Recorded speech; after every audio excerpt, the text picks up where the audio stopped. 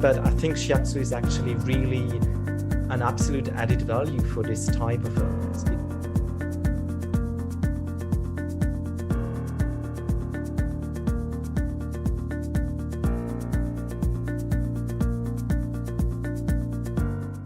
Okay, so I'm Richard, and I'm originally from Czech Republic, but I lived in Belgium now since many years, and I studied Shiatsu in Brussels, and I'm practicing Shiatsu since 2016, and I have my own practice, and well, together with some colleagues we have set up this project of providing Shiatsu to patients in one of the hospitals in the Brussels region in Belgium.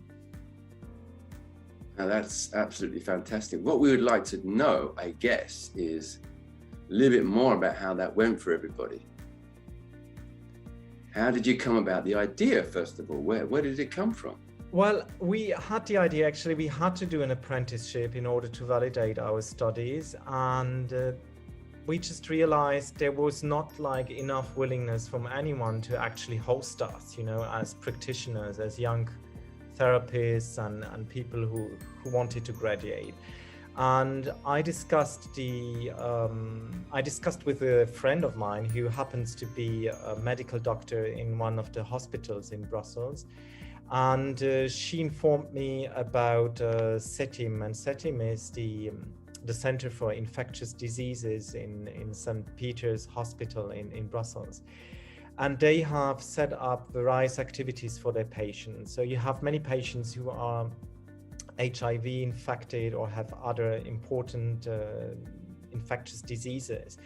And next to their treatments they receive at the hospital, they also receive or have the opportunity to access a number of services within the hospital. And they offer Qigong lessons, they offer like nutritious advice for their patients, and they have many activities they offer. And actually in our conversation the idea came up, why couldn't we offer them Shiatsu?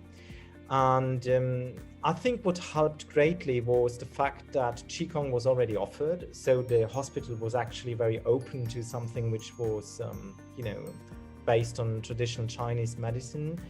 And so we had they organized an open day, and we had a sort of like trial session, and yeah, and I think the outcome was extremely positive. Patients were very happy about the treatments they received. So we were a small group of practitioners, and we treated, I think, some 15 patients, and the feedback was overwhelmingly positive.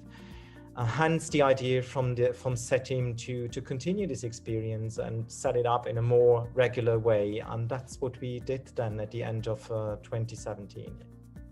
That sounds amazing. And what I'm picking up from you is that there was, first of all, a personal contact that led to the whole thing opening up. Yeah, I think it's, well, what I felt was, you know, I mean, she happened to know that I'm doing Shiatsu, this medical doctor, but yeah, it was a personal conversation. And I think what I've learned from it is actually not to be shy about talking about it, that we are doing Shiatsu, and it's actually something which is wonderful. And so of course I had some apprehension, you know, because she's a medical doctor, and I thought, how will she receive, you know, the fact that you know, to receive Shiatsu? But I mean, she's a very open-minded person, and she was very like encouraging, and she said, well, let's give it a try, and what do you think? Maybe that's something that could, you know, benefit to our patients, you know.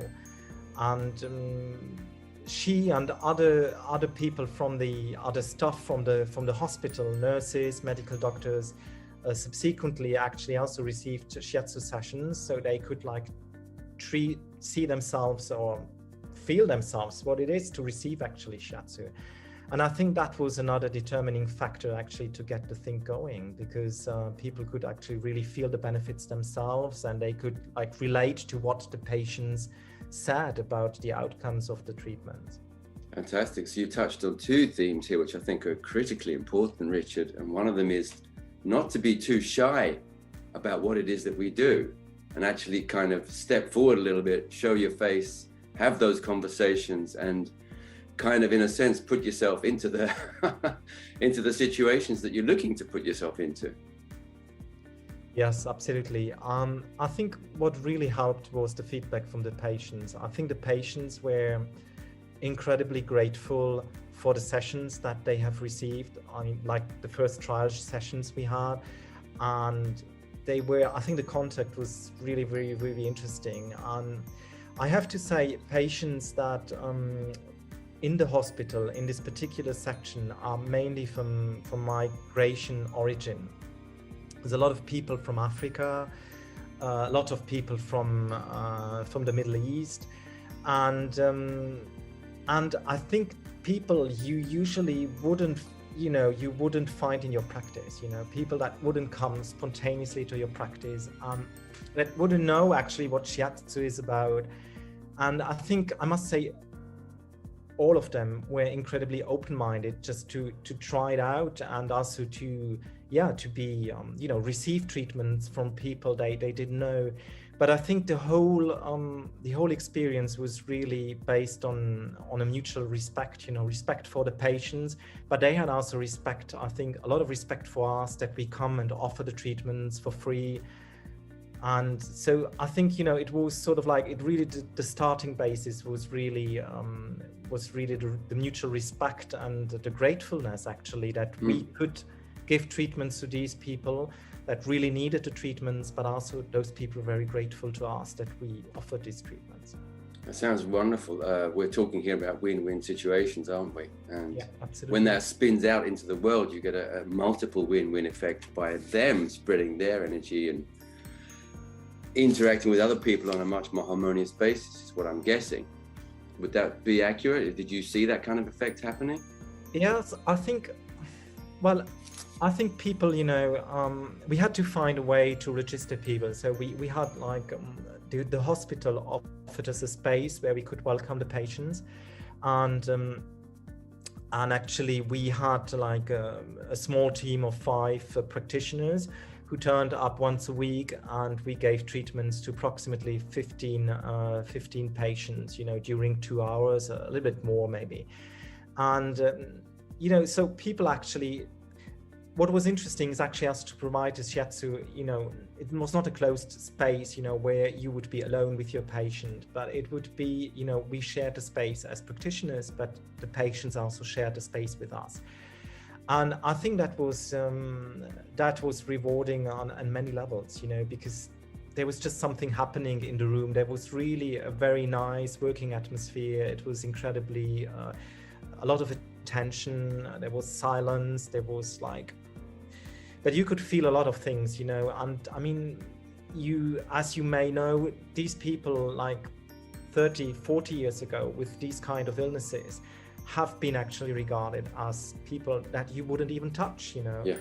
And so there was something, about the fact that we provided treatment to them, which made it really special, I would say, because of the type of disease they have, but also because I think, many come from migrant origin, and they haven't actually, had this possibility to, it created a sort of community, between them, but also with us together. And that was a really nice thing, I think, that happened during the treatment.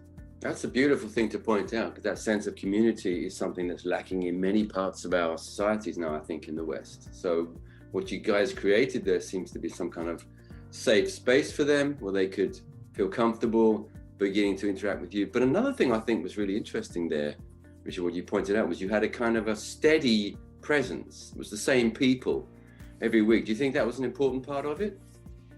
Yeah, it was not exactly the same practitioners every week, but we had a sort of a pool of approximately 10 practitioners, and then we had to attend it on a rotating basis. But I would say yes, there was a sort of core group that came back again and again, and that made really a difference, because I think there was group feeling, and we could sustain ourselves in case something would be problematic, that we could help and support each other.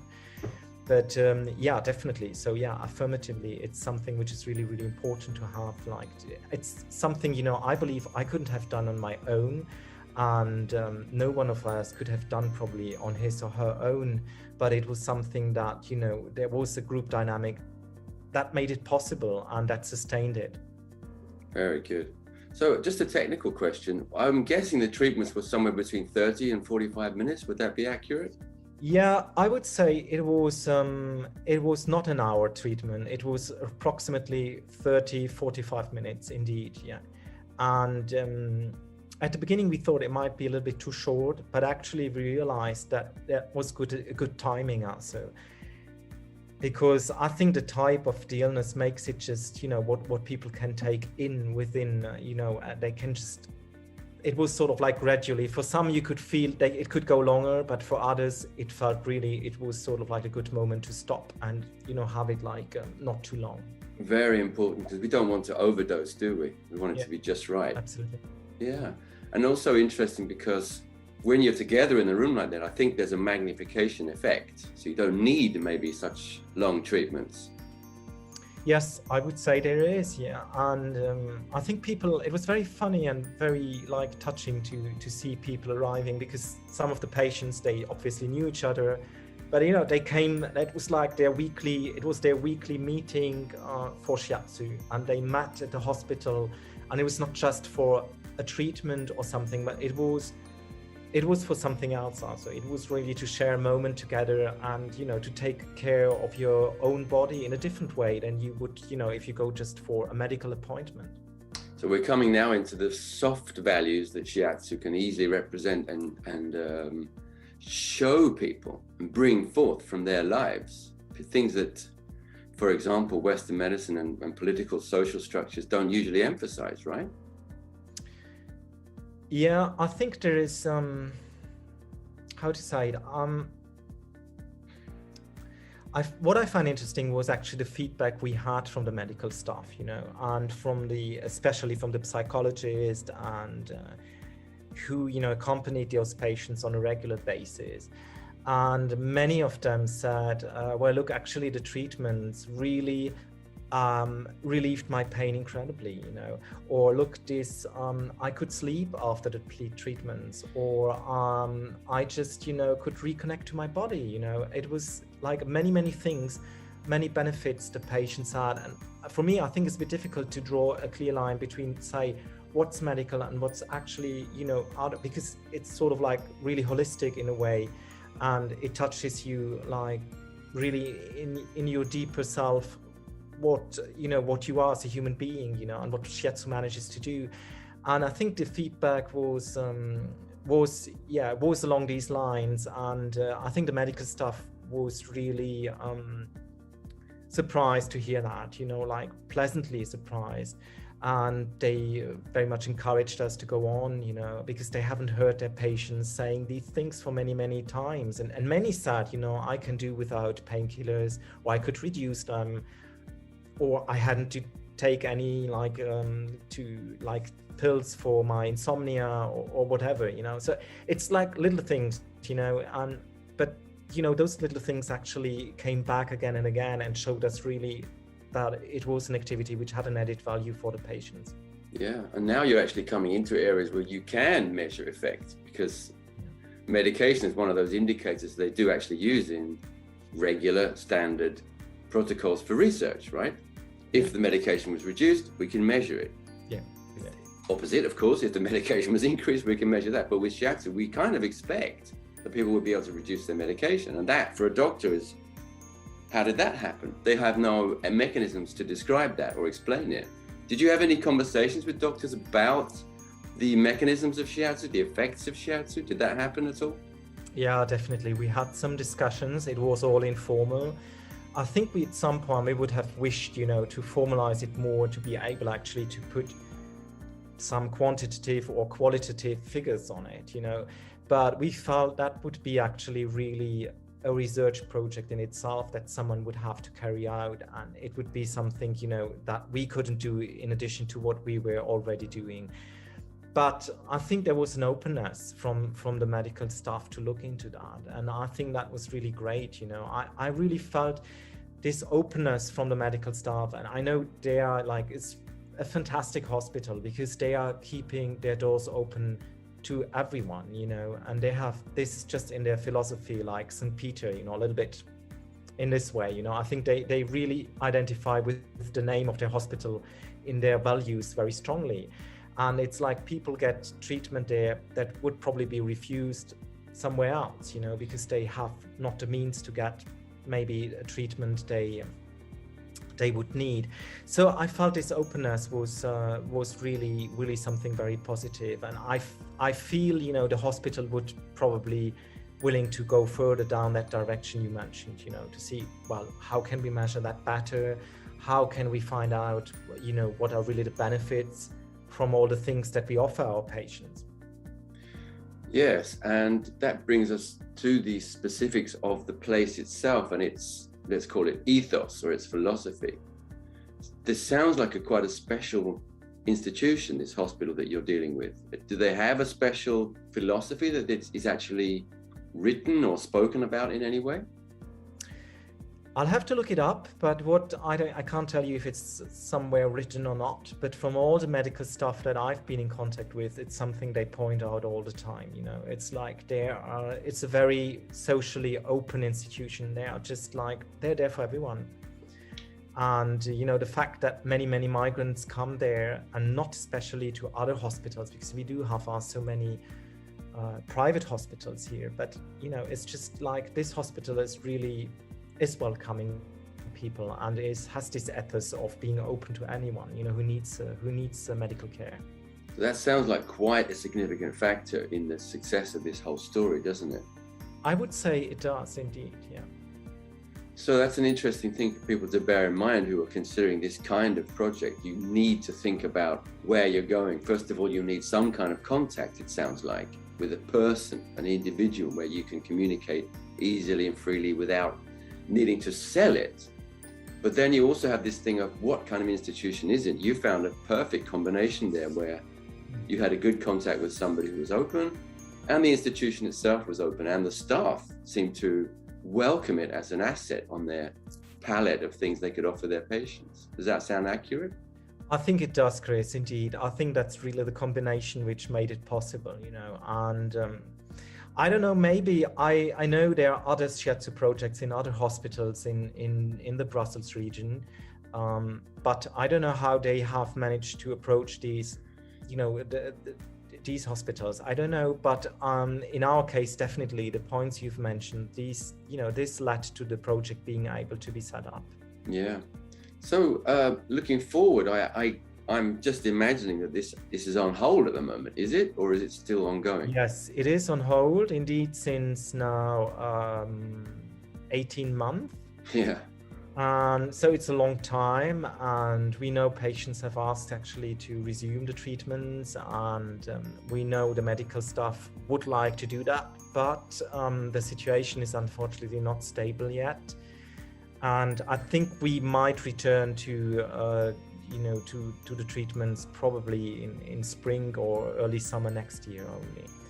So it will be a break, but I have the confirmation from SETIM and from the staff that they are interested to go on with that as soon as it will be possible again. Yeah. And you feel that you have a new generation of students and young practitioners in your school who are willing to keep that going? I think, well, you know, I mean, I think there is an interest in it, you know, because I think it's a unique opportunity for young practitioners just to treat as many different people as possible. And these people are just so different from what we receive, you know, what I receive in my private practice is just so different, you know. And I think that makes it like really special for you as a therapist also, if you have the opportunity to deal with so many different people as possible, so you can understand, I think, better the human body. You can better understand what our illnesses actually provoking in the human body, and and that's something which well, I think that's something we have to learn. And that's the eagerness that that pushed me to do that, because I wanted just to see how Shiatsu could help those people. And what did you find? what I did find is I think human bodies which are really very much in need of being touched with Shiatsu or receiving Shiatsu. They're very much in need of Shiatsu because, I mean, the energy level is very low, and you know, as people just are exhausted from the illness. I mean, today it's not an illness from which you die, but it's becoming a chronic illness which you have to carry on until well, your whole life, and even in old age. So, you know, it's the effects it has on the human body over time is just it makes the body weaker, and some people deal with it in obviously in very different ways. Yeah, I mean, mentally speaking, emotionally speaking, but also some are just you know, the illness hasn't affected them as much as others, but some have been, you know, or are still very much affected by an illness. So we're not talking about it anymore that much. But I think Shiatsu is actually really an absolute added value for this type of illness, because people deal with lots of different types of pain. They deal with lots of emotional issues, you know, due to the fact that it's a sexually transmissible disease. So, you know, you have many layers, many dimensions, which I would say make it very particular for a Shiatsu practitioner to treat these people. So you're alluding to the way that Shiatsu can treat on so many levels at the same time. Yeah. I guess that's what you're saying. Yeah, absolutely. Yeah, this is one of Shiatsu's very special facets, yeah. Isn't it? Yeah, and you can absolutely accommodate to what the patient needs, you know, and I think your touch will guide you as a therapist and as a practitioner to find out also how you can really help this individual, you know, in this particular situation. Beautifully stated. And I think what you're saying is that, or what I hear you saying anyway, is that when you're in the situation with a person and you are a practitioner ready to give treatment, you will know what to do when you're there, just by engaging through the touch and through the Shiatsu way. And that would be regardless of any disease or diagnosis. Yeah, I think, well, in this particular case, at least, I can really say it has an added value for the patients. And I mean, for us as practitioner, it's definitely a unique experience to provide a treatment to someone which has HIV. And it's, you know, it's very different from what you can for other types of patients. I think each patient is individual anyway, and it's in his or her own way. But this type of patients is, you know, yeah, again, I think it's really a big gratitude also from the patients, you know, because the touching is just, it's part of, you know, the overall environment of this illness and how the patient is, you know, lives his or her own life, you know, and, you know, the touch, you know, the physical touch is something which is, I think, particularly beneficial for those types of patients. Just backtracking slightly, I'm interested to know whether you, or in a general sense, how you prepared the practitioners for this. I mean, there's a lot of different things that you could take up, of course, that you could prepare them with. But one of the things I'm interested in is probably you discussed timing. Let's do 30 to 45 minute treatments. Let's not go for the hour. But also, I'm wondering whether you told them to stick to a given protocol, or whether you told them to do their usual thing, or whether you told them to make sure they do a diagnosis. How did you approach all that kind of stuff, Richard? I think we left the practitioners quite free, you know, to decide what would they see as appropriate for a given patient, because, you know, even if the general illness is like HIV, it's you know, each patient is different, and the illness affects him or her in a different way. So we thought it's important that each practitioner is doing his or her diagnosis based on his or her experience, and then provides the Shiatsu individually to the patient. And I think that formula proved really the best, because it's difficult to say what, you know, what do people like general that have HIV, what do they need? Obviously, you have similar patterns, you know, you have like the spleen is very there's a deficiency in the spleen, there's deficiency in the kidney, so the energy is quite low, you know. But I think, you know, one patient had more issues with gastrointestinal issues, other had more issues with backache, the third one had more issues with insomnia. So it's like very, very different things. So yeah, I think really we decided not to give too much instructions for the practitioners, but leave them and decide, you know, that they decide what's the most appropriate treatment they would like to provide for a given patient. That sounds to me like a beautiful use of the freedom that Shiatsu gives within its own framework. This is, in a sense, a kind of pure Shiatsu, isn't it? Because we don't need to think too much about somebody else's diagnosis, like a doctor or an institution. We create our own in the moment, and it's individual for every single patient, every single time. It sounds like that was your approach. Am I overstating it, or is that? No, I think that's it. But it's also, you know, the patient, it's a dialogue with the patient, you know. I mean, we started each session, of course, you know, that the patient can say what is his or her problem, you know, that he can tell the practitioner why you know what's wrong, or why would he like to receive a shiatsu, you know, and what kind of symptoms he or she has.